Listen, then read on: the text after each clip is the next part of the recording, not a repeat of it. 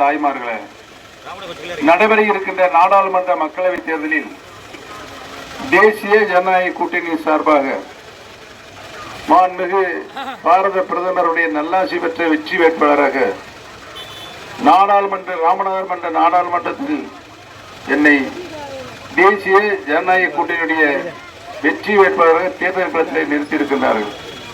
தேர்தல் களத்தில் நிறுத்தப்பட்டிருக்கிற நான் இன்று இங்கு இப்பொழுது உங்களை எல்லாம் சந்திக்கின்ற ஒரு நல்ல வாய்ப்பை என் வாழ்நாளில் உருவாக்கி தந்திருக்கின்ற இதயம் டாக்டர் புரட்சி தலைவி அம்மாவுக்கு என்னுடைய நன்றியை வணக்கத்தையும் இந்த கூட்டத்தின் மூலமாக தெரிவித்துக் கொள்ள கடமைப்பட்டிருக்கிறேன். பெரியவர்களே, தாய்மார்களே, இந்த நாடாளுமன்ற தேர்தலில் நான் சுயேட்சை வேட்பாளராகத்தான் போட்டியிடக்கூடிய ஒரு சூழ்நிலை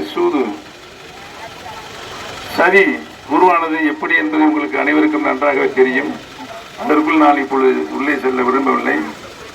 சுயேட்சை வேட்பாளராக நான் போட்டியிடுகின்ற காரணத்தினால் சுயேட்சை சின்னங்களில் ஏதாவது 3 சின்னங்கள் நான் குறிப்பிட வேண்டும். இந்த 3 சின்னங்களில் ஒரு சின்னம் எனக்கு ஒதுக்குவதாக தேர்தல் கமிஷன் அறிவிக்கும். என்னன்னா, நிறைய பன்னீர்செல்வங்க வேட்புமனுல வந்துட்டாங்க. எத்தனை பேரு? என்னை சேர்த்து 6.